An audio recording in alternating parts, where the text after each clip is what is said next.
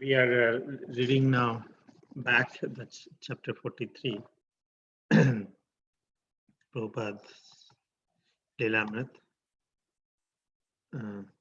So here we see that Prabhupada hears from while in Vrindavan, he hears that there's an emergency in Bombay. And what is that emergency in Bombay? The government is not allowing to build the temple. And the police, I think it's police commissioner or head of the police there, it's a nuisance. And the point is, Prabhupada is how it can be nuisance. Okay, we may be some disturbance, but there's a cinema hall just next to the place where we're building the temple. So many people go on that way, there's no nuisance. So many things happens, no nuisance, but at the beginning he said that let's protest. Then he realized that there's no, it's not good thing to protest against the government. Rather, create a positive feelings within the residents about our movement. So he said that preach positively to the people of Bombay, convincing them of the value of Krishna consciousness. When the people of Bombay are convinced of the importance of Krishna consciousness, Prabhupada said they will see the temple is built. I think it's a very nice lesson, learnings we can apply in our life also. So Prabhupada left in urgent mode to Bombay. I think we read this also, right? Bombay, March 20, 1974. Yeah, that's what. Okay. Bombay, March 20, 1974. Disciples and ISKCON-like members continued to discuss with Srila Prabhupada about confronting the police commissioner's refusal to grant ISKCON permission to build a temple at Hare Krishna land. Ironically, ISKCON's property was bordered on one side by a large cinema hall, and every evening, both before and after the movie, a long line of traffic would form. The honking horns and hundreds of pedestrians coming and going created much noise and congestion. If the neighborhood and government would tolerate a cinema, then how, without prejudice, could they call the Krishna Kirtans? Krishna Kirtan is a nuisance. Although addressing the specific issue of government permission, Srila Prabhupada also preached on the greater principle of how governments in Kali Yuga restrict religious life. The government policy, he said, is that religion is an opiate of the people. They think religion is just a sentiment. They want to open slaughterhouses and kill these mischief loitering cows. Their conclusion is that religion has no value. Therefore, the decision is to not encourage these temples and this bhajan. From their point of view, it is useless. Some of Prabhupada's Bombay friends suggested he work through the Janasangha political party, which supported Hinduism, and thus form a strong political coalition. But Srila Prabhupada was more concerned to use this opportunity for preaching. I suggest that we make vigorous propaganda, he said, hold meetings in big halls so that the public may understand at least that this movement is very important. Let there be advertisements that we will speak on different subject matters, and then I will come and speak. In that meeting, make a nice gentleman the president. Create public opinion so that they will come and sign. Yes, here must be one temple. We will prove from Shastric evidence. As it is stated in Bhagavad Gita, Chaturveda Bhajante Mam, Jana Shrikritna Arjuna. This word bhajana from bhajate is used with reference to the very pious man, Sukritna. The opposite kind of man is Dushkritana, the miscreants. So bhajan is for the pious man, and as recommended in the Bhagavad Gita, and Bhagavad Gita is held in great estimation of all over the world. And yet he has accused bhajan as nuisance, how rascal and ignorant. We have to make it clear that bhajan is so important. Bhagavad Gita is meant for solution of all material problems, but the people of India are not accepting it. So this is the proposal came that people say, okay, Francis, go to coalition with Jan Sangh political party. They're in favorable for Hinduism. They will support.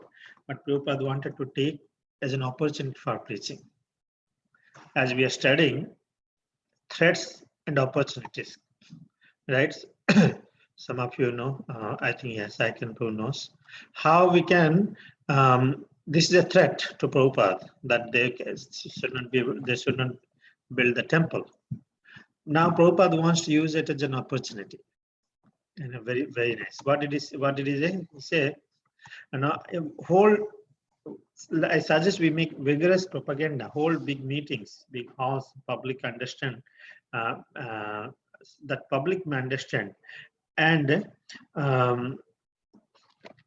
so what happens, you advertise, invite some important person and make him a president, and I will come also and I'll speak, and we will make him, we'll create a public opinion. We'll make a public opinion that why temples should be there. So there are two kind of people: Sukritna, Dushkritna. Sukritna, the pious men are there. We will connect with them and explain that how the temple is very important. So Bhagavad Gita is meant for solution for all material problems, but the people of India are not accepting it. That's the issue. Prasanti?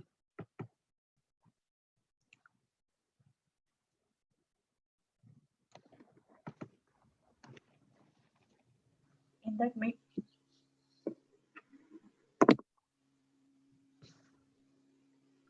my disciples can also speak and say, "You please come with us.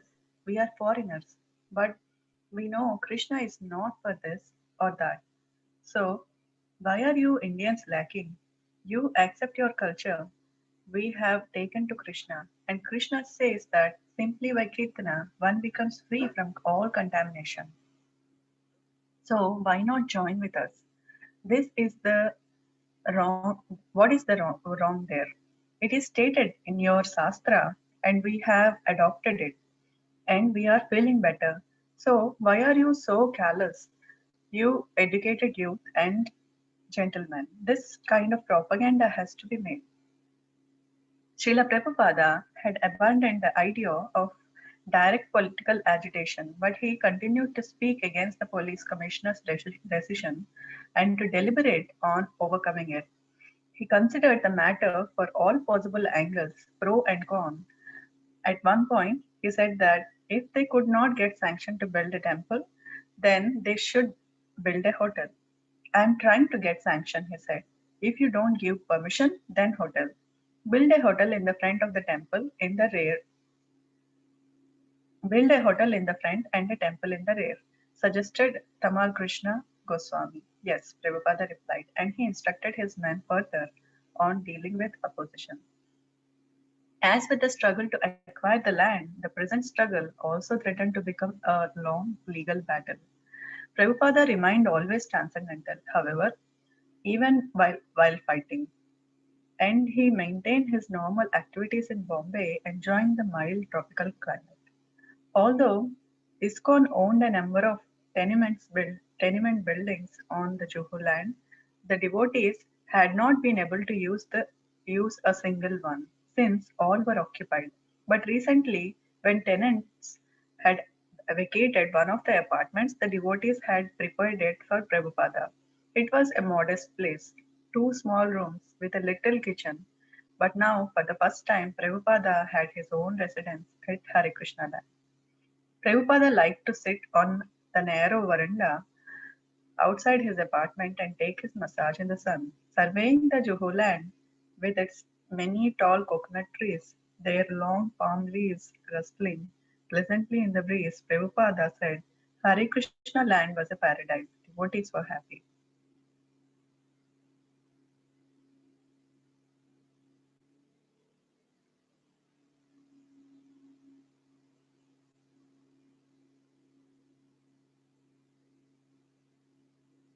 So Prabhupada says that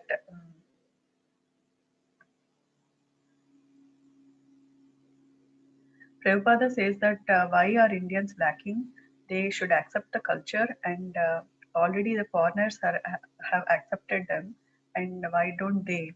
And No, no. As Prabhupada says, Prabhupada says that while I am speaking, my disciples also will speak like this. As he says that my disciples will speak.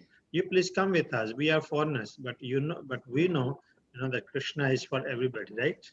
Krishna is not for this or that. So this is the statements he is saying that my disciples will say. What's wrong? It is stated in your Shastra, and we have adopted it. And we are feeling better. So why are you so callous, you educated youth gentlemen? So Prabhupada is saying, my disciples will speak like this. So basically, we'll create an agitation. We'll educate people. We'll take this as opportunity. Okay, just I want to share. Continue. yeah, yeah, and he also says that by doing kirtana, one can be free from contamination, and this kind of propaganda has to be made.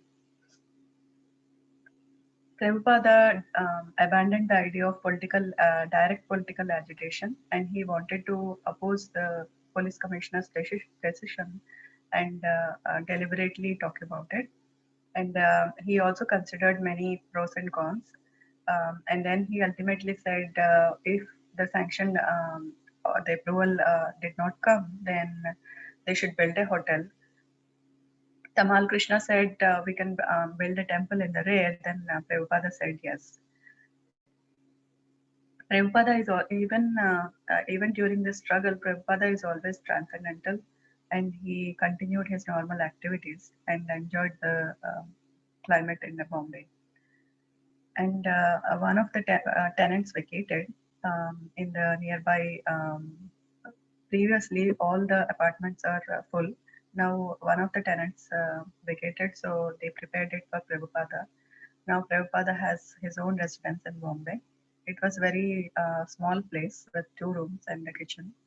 Um, Prabhupada used to take his massage in the sun in the veranda, and he said Hare Krishna land was paradise, and they were happy. Nice. 4-acre land in Bombay. That's really unbelievable.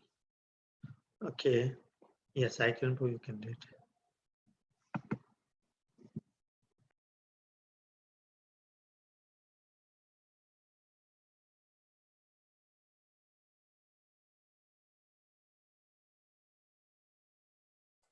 Sorry, I was speaking on mute. Hare Krishna. One day during his massage, Prabhupada saw that the contractors whom he had allowed to come and take coconuts for a set price were also taking away the leaves to sell in the marketplace. Leaping to his feet, Prabhupada called from the veranda, Chaitya Guru. Soon the devotee in charge of grounds management appeared before Prabhupada. I cannot close my eyes. Prabhupada said, no one else sees these things. You are being cheated. Every morning, several Indian gentlemen would join Prabhupada as he walked along Juhu Beach. Whenever Prabhupada would criticize so-called great political and spiritual leaders of India, exposing their poor understanding of Bhagavad Gita, these men would become disturbed. Similarly, Prabhupada's disciples became disturbed to hear these men argue with Prabhupada. One day, when Prabhupada criticized a favorite hero, a certain doctor argued back, criticizing Prabhupada's statement that the absolute truth was Krishna, the Supreme Personality of Godhead. The doctor and others asserted that the absolute truth was many things and that ultimately everything was one.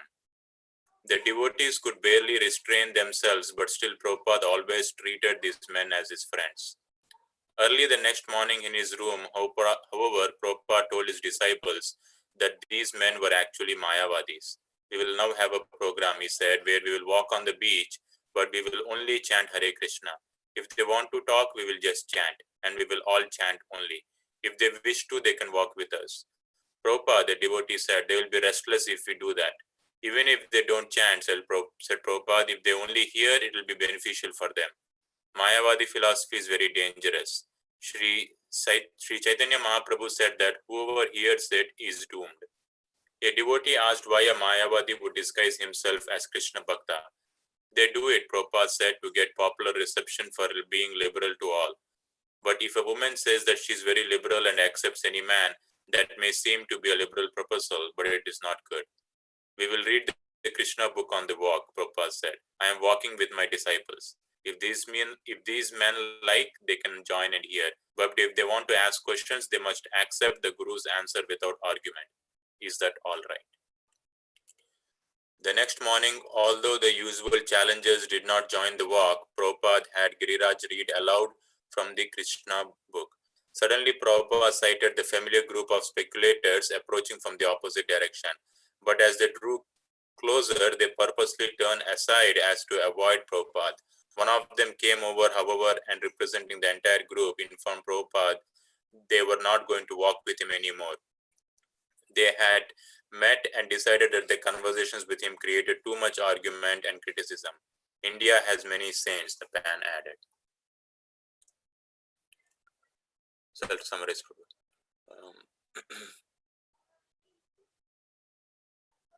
So one day during his massage, Prabhupada saw that the contractors who had come to take coconuts for a price were also taking the leaves to sell in the marketplace. And he was he did not like this, and he called Chaitya Guru, who was in charge of the grounds, and said, "Are you not able?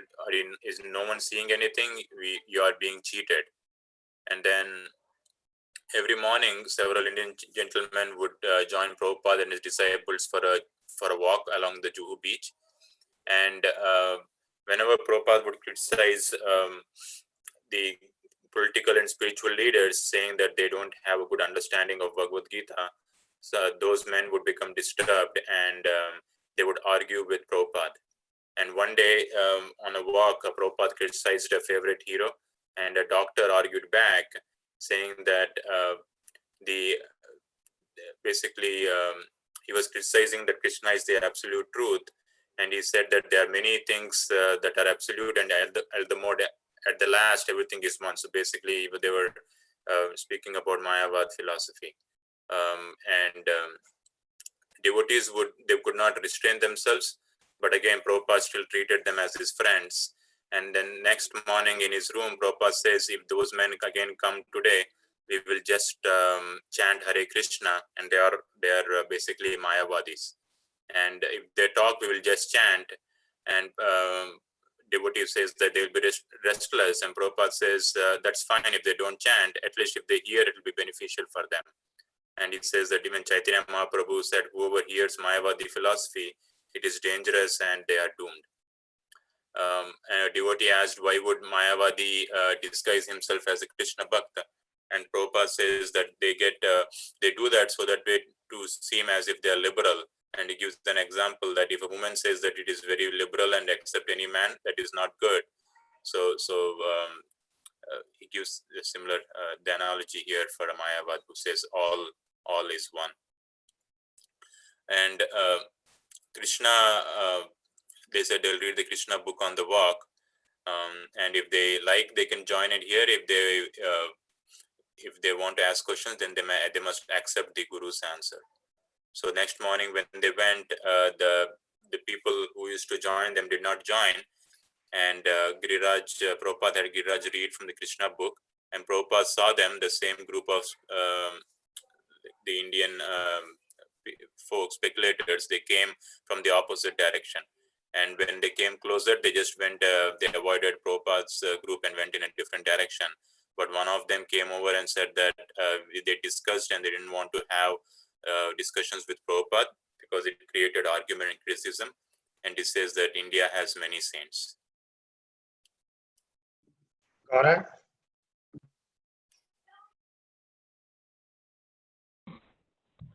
I am the policeman, Prabhupada said, and I have to catch the thief. After a few days, the same group rejoined Prabhupada on his walk, and the discussions continued as before.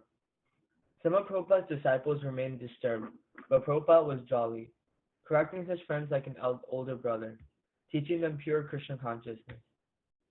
Prabhupada would take a breakfast of fruits and nuts. Around 11 a.m., he would sit on the veranda in his gamcha, His servant massaged him with mustard oil. During the massage, Prabhupada would often speak with one or two of his Bombay devotees, giving them pertinent instructions. After lunch, he would rest an hour or two and on arriving, take a glass of fresh coconut water or sugarcane juice. In the evening, he would meet guests and then around 10 p.m. take rest.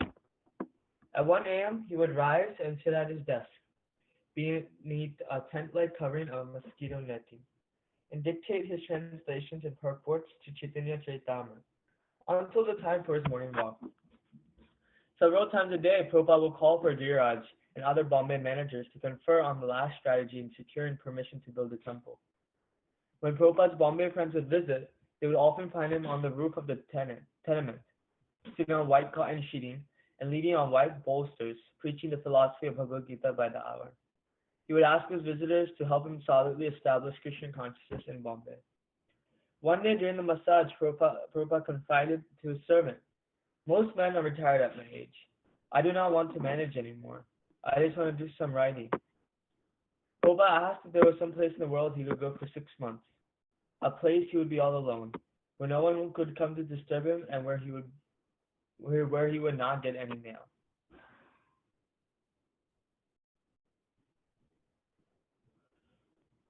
So Prabhupada's saying that he is the policeman and that has to catch the thief. And then after a few days, the same group rejoins. Why he's saying he's policeman, he has to catch the thief? Is it because he's saying like basically saying to teach everyone?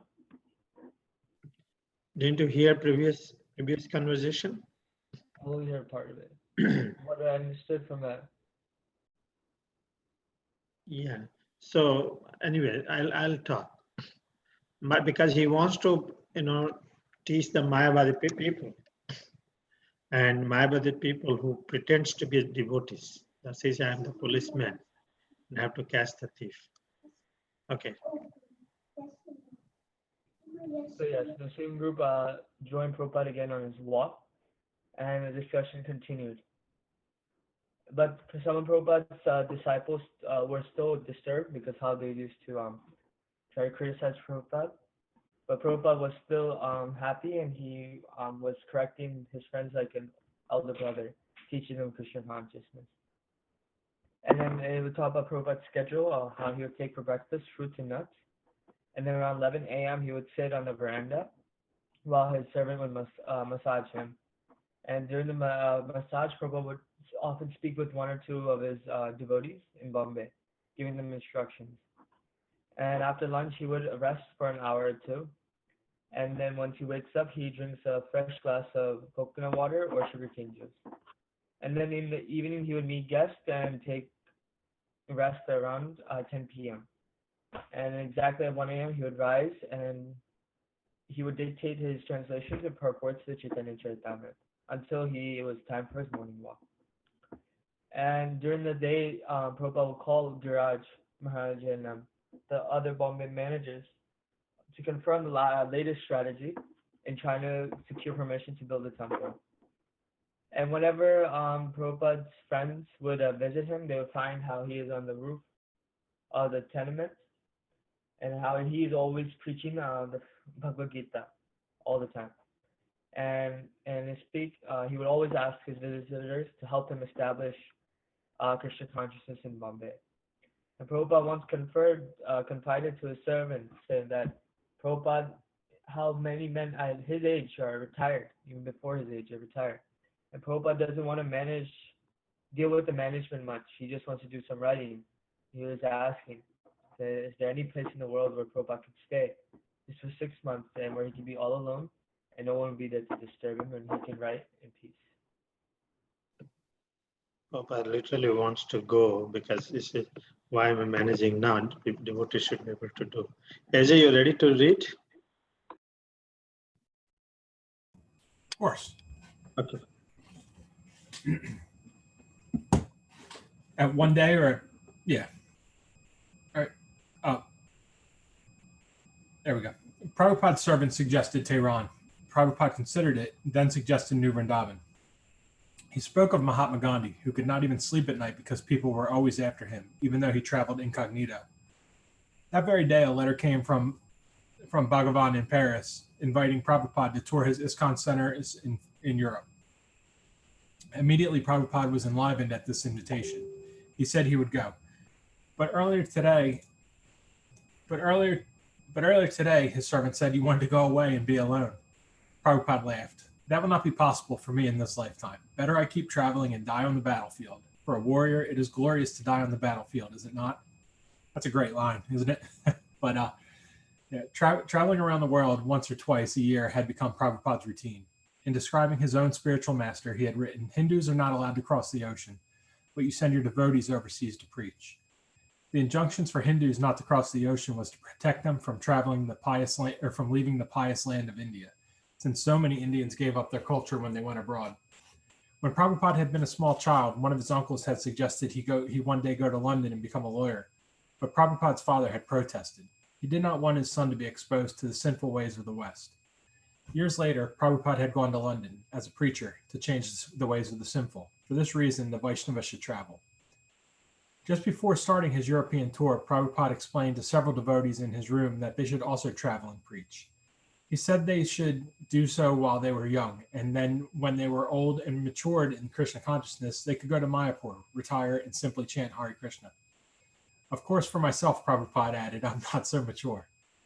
The devotees were silent a moment, and then one ventured, but Srila Prabhupada, if you say that you're not mature, then how can we ever think that we are old or mature enough to retire?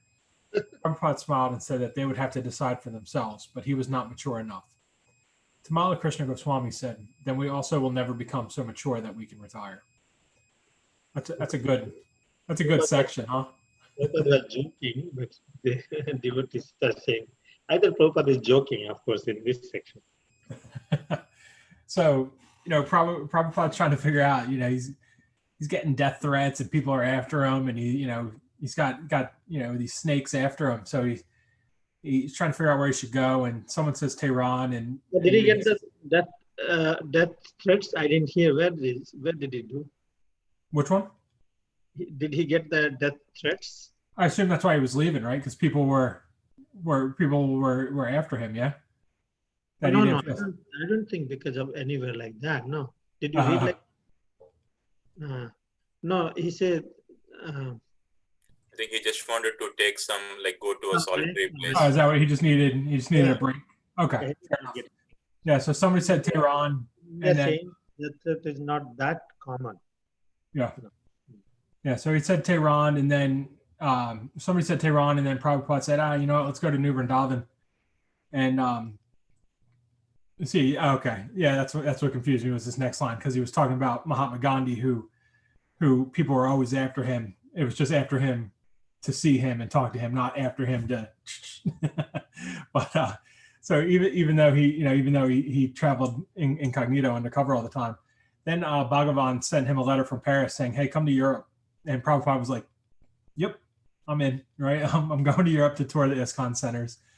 And his assistant goes like, "Hey, but I thought you wanted to be alone. Like I thought you needed a break." And Prabhupada goes, "Nah, that's not going to happen in this lifetime. I better keep going and die on the battlefield, because that's a glorious death, right?" And so, and again, it's just one of those things when you think about his age and his condition at that time, and he's saying he traveled completely around the world twice a year. Like that's taxing on someone my age. I can't imagine doing it in my 70s, to do that. But he was still going around twice a year, and they discussed it earlier in the book about how Hindus aren't supposed to cross the ocean, but he's sending devotees everywhere, and he said, well, originally his uncle had wanted him to go to London to become a lawyer, and Prabhupada's father said, no way, if you go to London, he's going to be exposed to all the sinful activities out there, and lose his religion essentially. And instead, Prabhupada turned it around, right? He went to London and as a preacher and helped take away everybody's sinful activity in London. And that's why Vaishnavas should travel. So before he left for Paris for Europe, he was talking to the devotees in his room, saying that you guys need to get out of here and start preaching. Travel, preach, and do it while you're young, so that when you get older, you can kind of, just head to Mayapur, hang out, chant Hare Krishna all day, right? Your duties are over essentially. Now it's just time to focus on chanting Hare Krishna. And but then he goes, but with me, I can't do that because I'm not mature enough yet. And the devotees, again, like you said, not realizing that he was kind of saying that tongue in cheek, but he says, well, Prabhupada, if you're not mature, then how are we ever going to be mature enough? And Prabhupada just goes, well, you got to decide for yourself. And Tamala Krishna Goswami goes, well, I guess, we'll never be mature enough to retire then. Like we're always going to be doing this.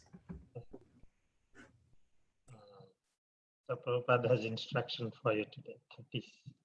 Those who are in 30s, go and preach now, because you don't know if you can do in your 40s. So Prabhupada is asking you to go and preach now. Okay. Vijayan Prabhu. April 18th. Before going to Europe, Prabhupada responded to an invitation from his devotees in South India to attend a 3-day Pandal festival in Hyderabad. No sooner did he arrive at the airport in Hyderabad, however, than a group of reporters asked him for a press conference. Prabhupada consented, and a reporter opened with a technical philosophical question, inquiring whether Prabhupada's philosophy was Advaita or Dvaita. South India was so steeped in the ancient philosophical debate between the Vaishnavas and the Sankarites that here an ordinary newspaper reporter was concerned with comparative philosophies. Prabhupada scoffed at the question, what is the point of discussing such things? He challenged, whether one is Dvaita or Advaita. Krishna said, Annad Bhavanti Bhutani. Anna means grains. The people have no grains. Grains are produced from the rains, and rains from sacrifice. Perform sacrifice. You have to divide the Swashiti into 4 orders. You may be Dvaita or Advaita, but you need grains. Prabhupada's secretary wrote to Bhagavan in Paris, keeping him informed of Prabhupada's location and schedule. You can contact us here until the 29th or 30th of April, after which we will be back in Bombay. Your idea for festival sounds nice. Here they had 3-day Pandal. Last night about 1,000 people came, sat very silently through his full lecture, and then pressed forward to receive blessings from Srila Prabhupada.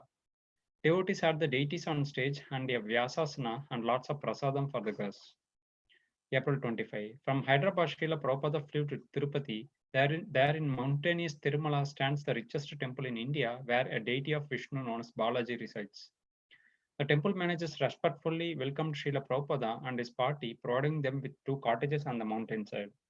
According to the temple policy, people usually have to wait in a long line before seeing the deity. Since 15,000 people enter the temple daily, and they are given only a brief darshana, non-Hindus are usually not allowed, but Srila Prabhupada and his disciples received the special honor of a private darshan of Balaji. At the end of a long inner sanctum, its entrance guarded by 2 large figures of Jaya and Vijaya, the gatekeepers of Vaikuntha, the deity was enthroned. The only light in the inner sanctum came from flaming torches affixing to the walls or held by the pujaris. When approaching the deity in the hallway, many pilgrims would traditionally call out Govinda. But as Prabhupada entered, he sang Govindam Adi Purusham Tam Ahum Bhajami. Later in his cottage, Prabhupada remarked that the millions of people going to see Balaji were proof that the masses are still attracted to God. Despite government propaganda, although most people may go to the Lord for alleviating material distress or for getting money, still they call up the holy name Govinda. A devotee asked Prabhupada why the deity was called Balaji. Balaji, Prabhupada said, means child. Krishna is a cowherd boy, not in his Vaikuntha aspect.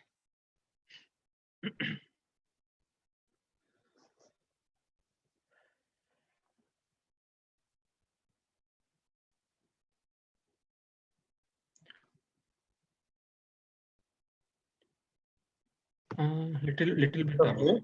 Go. Yeah. Okay.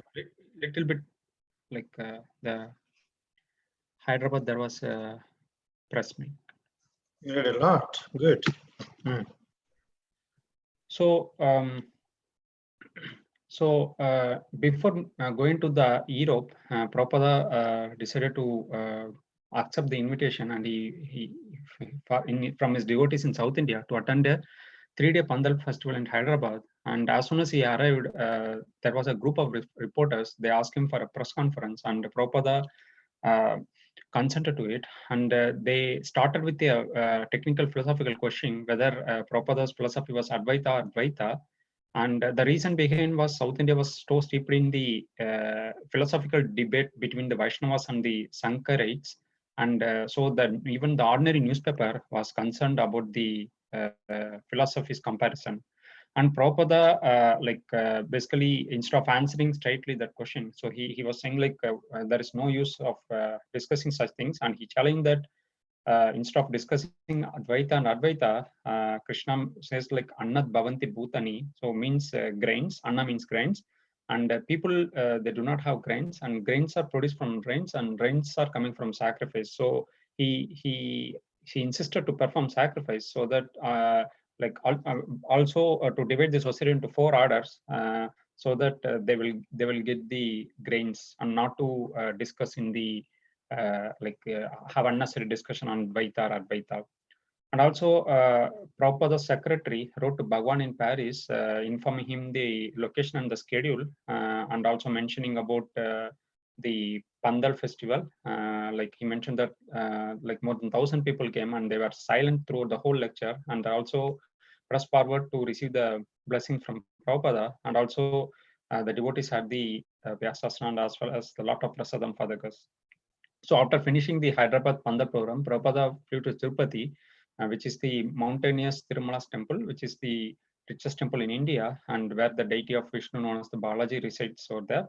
And the managers of the temple welcomed Prabhupada respectfully and his party, and they provided like 2 cottages on the mountainside. And also, according to the policy of the temple, people has to wait in a long line before seeing the deity, because there was a like more than 15,000 people enter the temple daily, and they were given only a very short darshan. So, and even they have the policy not to allow the non-Hindus to the temple, but Prabhupada and his disciples had a special honor for the private darshan of Balaji. And at the end of the like before entering to the temple, like its entrance was guarded by the 2 figures, 2 large figures, Jaya and Vijaya, who are all the gatekeeper of the Vaikuntha, and the deity was enthroned with this gatekeeper. And only it was a very dark place, and there was only light in the inner sanctum that came from the flaming torches, which is fixed to the wall, or which is held by the pujaris. And so people usually approaching the deity, they traditionally call it Govinda, but Prabhupada, after entering there, he sang Govindam Adi Purusham Tam Aham Bhajami.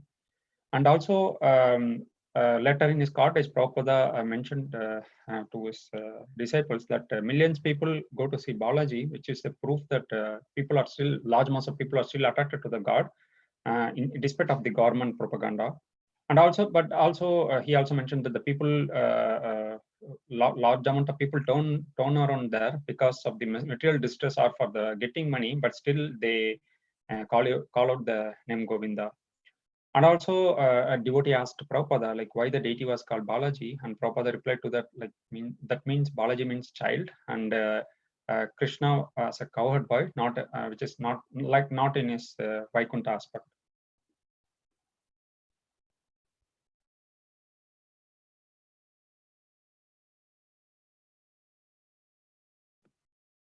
Yes, thank you. I think everybody read, right? I can go ahead. Prabhupada was pleased to stay in the cottage and take the deity's prasadam. He suggested that in New Vrindavan, they built cottages like this, and that ISKCON built temples like the temple of Balaji, with its gold dome and extensive facility for visitors. One day, an official of the Tirupati temple, while visiting Prabhupada, mentioned that their collection is about 40 lakh of rupees per month. Prabhupada inquired how the temple's income was being spent. Then the priest indicated that most of the money went for renovations of the buildings. Prabhupada replied that the temple renovation was good, but propagating the message of Krishna all over the world was better. Balaji is Krishna, Prabhupada said. His message should be spread. He descended as Chaitanya Mahaprabhu to teach us. Because they didn't do it, all these Christians took this money. Christian followers in India, they took their money. Prabhupada told the priest of how so many old churches in London were not being used. How will the spirit of the temple be maintained without preaching? Prabhupada asked.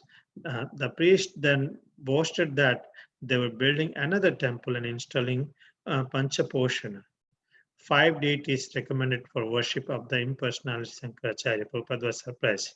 Your leader is Ramanuja, he said. He never recommended Panchaposhana. For the 2 day in Tirupati, Prabhupada went 3 or 4 times daily to see the deity of Balaji. Wow, that's nice. And whenever he went, the pujaris would clear the inner sanctum of all other visitors and allow him a private darshan for as long as he liked, standing in the torchlight before the mystical bejeweled form of Balaji. So it looks like Prabhupada stayed there for a few days, and he liked the cottage which they gave. Why don't we build the similar cottages in New Vrindavan, and also temple like Balaji temple with a golden dome. And that's why devotees are still struggling. What should be built? Prabhupada suggested, but they built palace for Prabhupada anyway. That's one thing. So Prabhupada's one official visited to Prabhupada. He said, we collect 40 lakhs of rupees per month. That time 40 lakhs is a big thing. And Prabhupada said, what you do with this? So we just spend the money in maintaining the temple, renovating the temple. He said, no, you should be preaching about Balaji, Lord, who is Krishna. And message should be spread. He descended Chaitanya Mahaprabhu to teach us. Then Prabhupada said that the old churches in the temple are not being used. And how will the spirit of temple be maintained without preaching? That's in Sri Sampradaya also a lot of challenges that deviating the purpose what Ramanujacharya has established. Prabhupada is re-enlivened that process. Otherwise, just it just became a ritual. It is such a great sampradaya, Sri Sampradaya, that people are just following as a ritual. They know preaching, they know proper philosophy reading and practicing. So the priest said, we are building another temple called Panchaposhana. 5 deities recommended for worship by Shankaracharya. Now he said that, well, you're the leader, your teacher is Ramanujacharya. You should do what he said. Why you're following Shankaracharya? He never suggests Panchaposhana. So anyway, for 2 days, Prabhupada stayed there. He visited 4 times daily, and every time pujaris let him enter the inner sanctum of the temple, and standing in the torchlight before the mystical visual form of Balaji. So Prabhupada prayed very intensely and took wonderful darshan of Balaji there. Okay, second Prabhu. Bombay, April 29. Although in a few days Prabhupada would be leaving for Rome, a problem now faced him and the management for his Indian projects. Tamal Krishna Goswami was requesting that Prabhupada allow him to go to America after 4 years of management in India. He was eager to try a different kind of preaching. His god brother friend Vishnu Janaswamy had pleased Prabhupada with his bus touring in America and had convinced Tamal Krishna that this was the most opportune preaching. Srila Prabhupada had accepted the proposal, although reluctantly. Certainly it would be good for the preaching in America, and it would be good for Tamal Krishna. But what about India? Once again, Prabhupada was faced with the fact that the only manager for ISKCON in India was himself. Carefully, he reviewed a recent report of the spending and accounts in Mayapur, concerned that all money be handled very carefully and spent exactly for the purpose it was intended. He had written to Jay Patak Swami, money for the land must be spent for land purchase. If I send money for constructing of a kitchen, it must be spent for that. Also, if you purchase land, it must be properly utilized. And if you actually produce some grains and vegetables, then where is the necessity for further money for maintenance? For maintenance, we require 100 rupees per head without any risk for purchasing lands and cultivating the same. I understand there are only 20 men there at present, so at most 2000 rupees is necessary for maintenance. I'm not competent to understand everything concerning what you plan to do, but that is my rough estimate. You have tried to explain by long letter, which I have not gone through yet. In the meantime, go on the above principle. Money spent must be used for that purpose intended. That will keep it very clear. From a previous letter from Srila Prabhupada, Bhavananda and Jayapataka had become a little despondent, thinking that they may have displeased their spiritual master. But Prabhupada reassured them.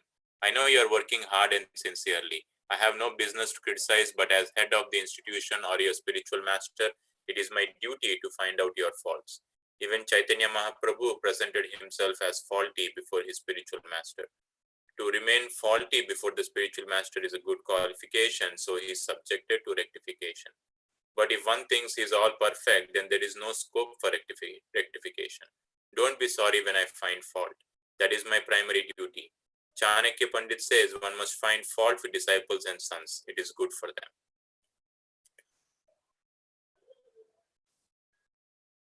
So in Bombay, they were back to Bombay. Prabhupada would be leaving for Rome, and now he had a different problem for the management of his Indian projects. Tamal Krishna Goswami, who was helping him in the management, requested that Prabhupada allow him to go to America to preach, and he wanted to follow the same path that his god brother Vishnu Janaswami had done with the bus touring and preaching. So Prabhupada accepted, but reluctantly. He knew that it would be good for the preaching in America and good for Tamal Krishna. But in India, again, Prabhupada would be the only manager for ISKCON in India. He was all by himself. Then he also used to, he got a recent report of spending accounts in Mayapur.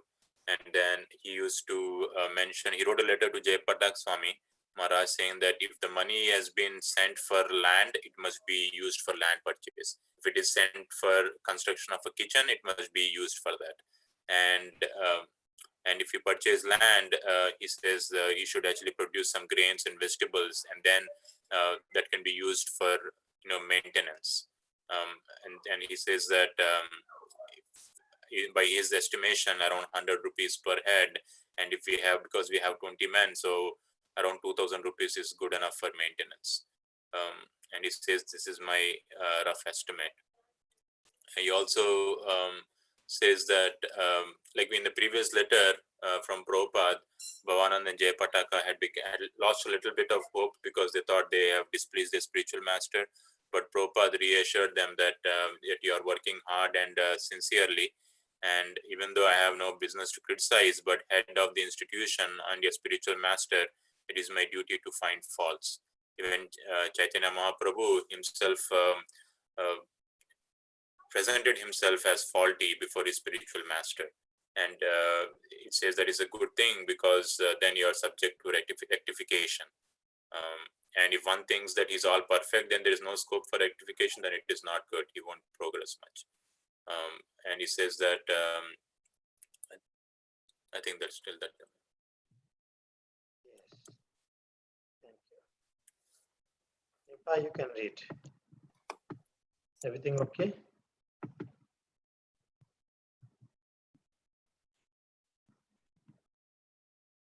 Nipa, you can read. Hare Krishna Prabhu, yes. Read. Prabhupada also scrutinized the finances in Vrindavan, where Gurudasa was president and Tejas in Delhi was financial supervisor. Reviewing Tejas's latest request, Prabhupada wrote back, I'm enclosing the list of checks requested by you by registered post, except I'm not sending one check for rupees 3,000 for deity clothes to be paid to the tailor Lalit Prasad of Vrindavan. Deity paraphernalia is supposed to be collected separately by Gurudasa and Yamuna, not come out of the construction fund as you have requested. Besides, I have advised Gurudas not to pay any tailor but to make clothes by our own devotees for the deities. Prabhupada also found a serious inconsistency in the accounting, which he pointed out to Tejas for correction. According to my checkbook, after writing the last check for rupees 17, 17 lakh, no, 17, how much is that? 17,000, 1,07,000. 70,000, 76,000. There is a balance of only rupees 18, 1 lakh 18,745.81, but you are indicating a balance of 100,313.64. What is the difference? Send me a complete statement of account. Guru Dasa and Tejas had assured Prabhupada that Krishna Balram Mandir would be ready to open by July 1974. Prabhupada designed the invitation cards himself and asked that they be printed and sent to important persons. The founder Acharya and the members of the International Society for Krishna Consciousness request the pleasure of Mr. and Mrs. S. Company to visit the installation ceremony of the Krishna Balram temple from August 8 to 10 and accept Prasadam. Gurudasa Adhikari, local president, A.C. Bhakti Vedanta Swami, founder Acharya, Surabhi Dasa Adhikari, secretary. With only 3 months left, Prabhupada's plans were to travel from May to through July, giving permission for transferring funds from Delhi to Vrindavana. He left. He would return in 3 months for the grand opening.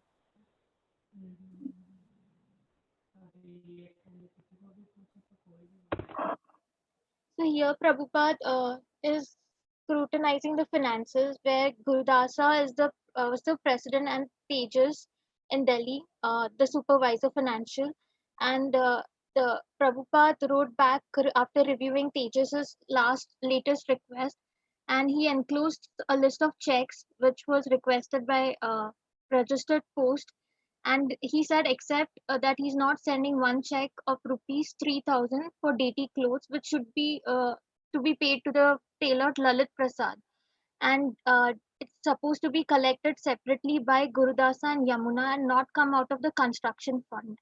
And he has also advised Gurudasa not to pay any tailor to make clothes, but to make it from the devotees for the deities. Prabhupada also found some inconsistency in the accounting, which he pointed out to Tejas for correction. And according to the checkbook, after the last check of 17,600, there was a balance of 1874.85, but the balance showed like 100,313.64. So he asked, what is the difference? Send me a complete statement of the account. And Gurudasa and Tejas assured that the Krishna Balaram Mandir was ready to be opened by July 1974. Prabhupada had designed the invitation cards also, and which was sent to be printed and sent out to important persons. And then there was the founder Acharya and members of Krishna Conscious requested Mr. and Mrs. S also to come for the installation of the Krishna Balram temple from August 8 to 10 and accept the prasadam. And then there is designations given like Gurudasa Adhikari, local president, A.C. Bhakti Vedanta Swami, founder Acharya, Surabhi Dasa Adhikari, secretary. And with only 3 months were left, Prabhupada was planning to travel from May to July, and giving permission to transfer funds from Delhi to Vrindavan, he left. And he said he would return in 3 months for the grand opening. Oh, you did a great job in the numbers. Can you tell what is this number again? Messed up. Huh? I was like, what is it? Your masters in America, right? It looks like a trash. How about this one? Which is it like? So it's 1,08,745, and that is 1,76,000, and that is 100,313. 18,745 rupees and 81 cents. Am I right? And this is wow. Prasad, you correct this. You all are good in counting. What is this, Prasanthi? You should not be in accounting. You will give more money. I shouldn't be in accounting. Sorry. I take tuition classes. I shouldn't be in accounting. No, Prabhuji, I am talking to her. Oh, her. Okay. One day, I'm supposed to give some commission in India, and my man is sitting. My mother is. It's 18,000. I'm calling 1 lakh. I think my mind is somewhere else. That man is sitting there. Local, and I'm supposed to give 5,000 rupees. I counted, tick. I gave him 50,000 rupees. My mother looked, what is this? What did you do? You give 50,000 rupees. Oh, anyway, That's the you passed, but Prasanthi, let's pass her. Okay, don't fail her. Ultimately, she's been reading every day. Mercy. Okay. Um, so we will move to the next wonderful journey we had in the previous chapter. Is chapter 44. Let there be a temple. Who is going to read? AJ, you can read. Yep. Srila Prabhupada's first two steps in Europe were Rome and Geneva.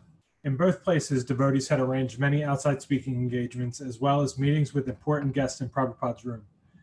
The Rome temple was a small house at a busy intersection near Piazza Lodi. Traffic was relentless, its noise penetrating into Prabhupada's quarters within the temple building.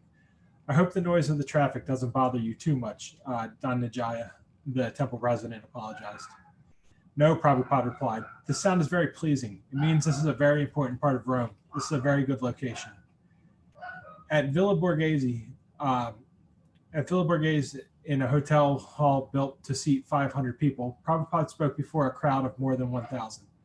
Prabhupada was pleased by the enthusiastic gathering of Italians who behaved as if coming to receive the blessings of the Pope. They were pious, but they had not been taught properly how to engage in the Lord's service. This, he said, was one defect. Although the devotees had arranged a meeting between Prabhupada and the Pope was ill, so Prabhupada met with Cardinal Pignedoli, who was in charge of non-Christian liaisons. So Prabhupada gets to Europe, and the first thing he does is he goes to Rome, and the people in Rome, the devotees in Rome and Geneva, had set up a lot of meetings for him with VIPs and other folks, and a lot of speaking engagements. And it was the Rome temple was in a spot that was just super loud, and there was a ton of traffic, and there was a lot of noise. And the temple president says, "Hey, I hope the noise isn't too much. I apologize for how loud it is." And Prabhupada was very happy with all that noise, because it means, hey, we're in a part of town that's very busy. We get good foot traffic. There's a lot of visibility here. So then they go to this hotel. Prabhupada's scheduled to speak at this hotel that in a hall that's only supposed to hold 500 people, but they somehow packed more than 1,000 into that room. And Prabhupada was saying, you guys are very pious, but you haven't been taught how to engage with the Lord, how to engage in service for the Lord. And he said, this is the one defect. Like this is your one defect with how you guys practice. And he was supposed to meet the Pope, but the Pope came down ill. So Prabhupada met with this cardinal who was in charge of meetings with non-Christians. Vijayanand Prabhu.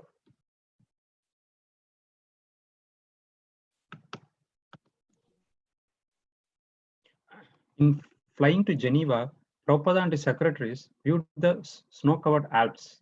This is a very dangerous spot.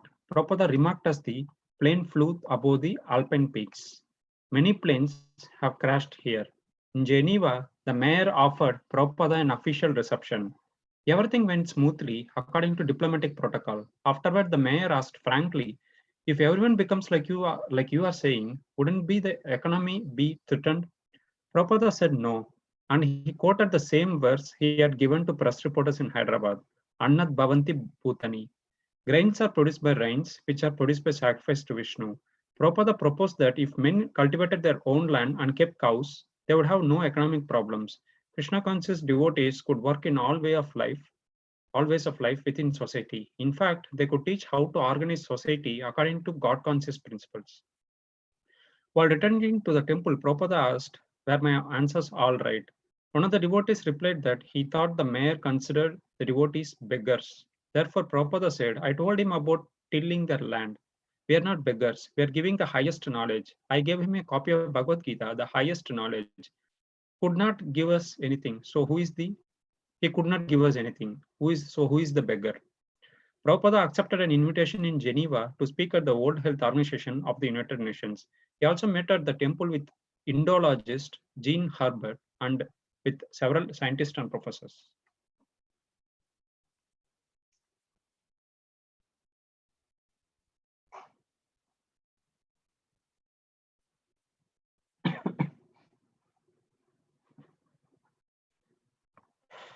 So on the way of flying to Geneva, Prabhupada and his secretaries got a chance to see the snow-covered Alps, and Prabhupada like mentioned that this is a very dangerous part, and many planes have crashed here. And also in Geneva, after reaching Geneva, the mayor offered Prabhupada an official reception according to the diplomatic protocol. But after that, mayor asked him, like, if everyone become like what Prabhupada is preaching, then the would not be the economy be threatened. And Prabhupada said, it will not be threatened. And he also quoted the verse, the same verse which he had given to the press reporters in Hyderabad, Annat Bhavanti Bhutani, it means grains are produced by rains and which are produced by sacrifice to Vishnu. And Prabhupada proposed that if a man cultivated their own land and kept cows, and they will not have any economic problems. And also Krishna conscious devotees could work in all ways of life within the society, and they could teach how to organize a society according to the God conscious principles.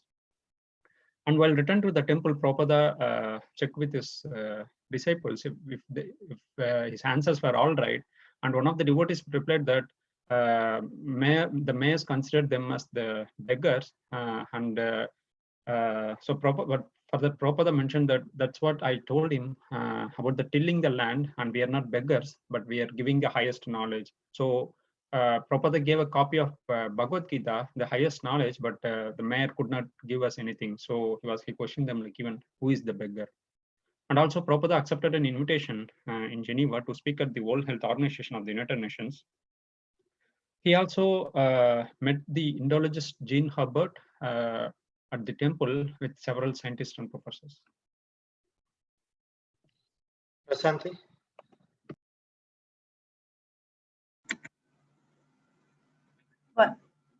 One of Prabhupada's leading disciples, Karandara, came to visit him in Geneva. Karandara had left the movement 4 months before, being unable to follow strictly the 4 regulative principles. Up to that time, he had been the leading manager of ISKCON in the United States, and Prabhupada had depended heavily on him to deal with his Dai Nippon printers, to coordinate book distribution, and to collect funds from all the temples in the US. Since leaving, Karandara had felt great remorse, had a change of heart, and had telegrammed Prabhupada that he wanted to come and surrender at his lotus feet once again. Srila Prabhupada had welcomed him back, and Karandara had flown immediately to Geneva. After speaking for a few hours with Karandara, Prabhupada decided he would be just the man to take up the heavy responsibility of GPC of India. He should make his headquarters in Bombay and help the devotees there get the no objection certificate. It was a bold move for Prabhupada based on trust in his disciple and on the immediate need for Krishna conscious leadership in India. He had his secretary immediately type a letter to the leaders of temples in Hyderabad, Bombay, Calcutta, Mayapur, Delhi, and Vrindavana, authorizing Karandara's appointment as the new governing body commissioner of India. It is a great relief for me, wrote Prabhupada. Please give him all cooperation and work together for advancement of our mission to make the people of India Krishna conscious. One of Prabhupada's disciple, Karandara, came to visit him in Geneva. He left the movement 4 months ago. The Karandara is the one who was with Prabhupada in London. Then he went to Boston, and there he said, I have to leave. I will leave. That's the one Karandar? You all remember? Here it says he's the leading manager of ISKCON in United States. Okay. 4 months before being unable to switch. Okay. But we never read about Karandar Prabhupada in Prague. Okay. Go ahead.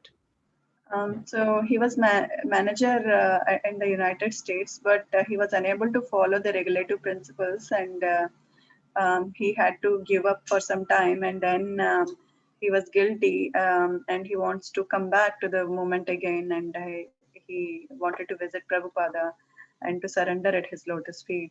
And Prabhupada immediately welcomed him, and he met him in Geneva. And after talking to him for a few hours, Prabhupada decided to make him the GBC of India.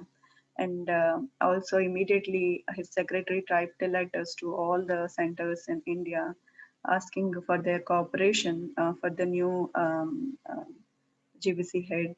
And then he's also looking for a leader for India so that he can get some relief. Nice. That's a way some reflections on this today's reading.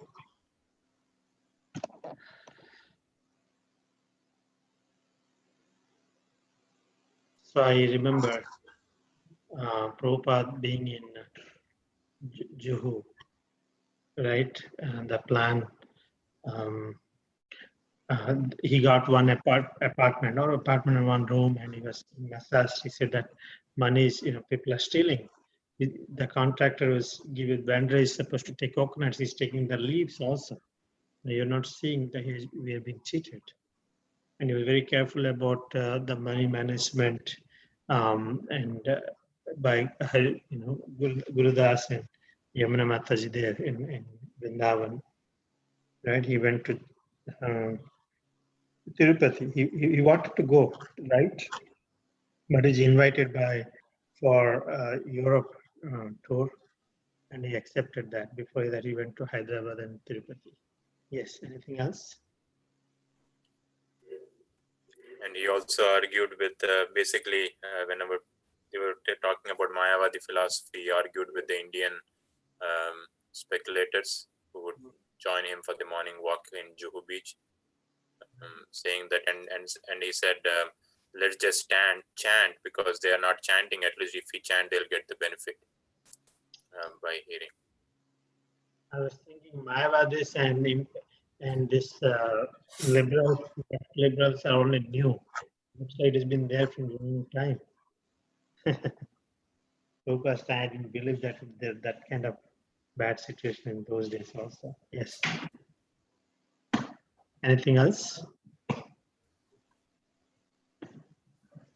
When the letter came from Mayapur asking for the money for construction, he chastised his disciples, and they felt bad about it. Then he explained them that spiritual master is supposed to correct the faults, and disciples should not think that they're all perfect, and they should think themselves as faulty. And spiritual master should be in a position, always in a position to correct them.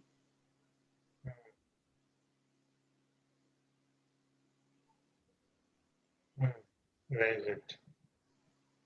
I'll send one of my picture with His Holiness Jayapataka Maharaj sometimes to all of you. I have it. You all know who Jayapataka Maharaj, right?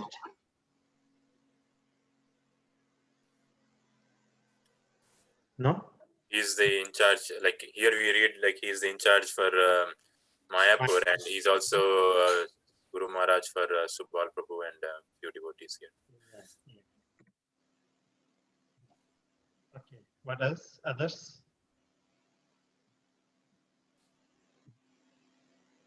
I think he was in Bang. He was dedicated to Mayapur all from the beginning. I think he was. Oh. You unbelievable, His Holiness Jayapataka Swami Maharaj, such merciful, giving mercy to so many people, and he's is a exemplary. He's an example of liberated souls, in spite of all his bodily condition for so many years. So many means only I think 5-6 years now. He's been still living in this body and trying to please his spiritual master, making sure the temple is TOVP is completed. And as we get message that TOVP is going to be on the schedule, is going to open. Maharaj desire, he want to see that.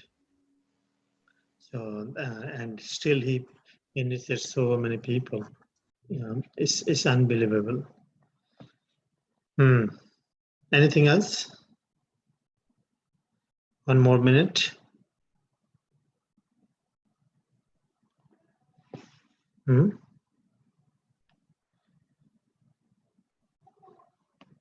No reflections?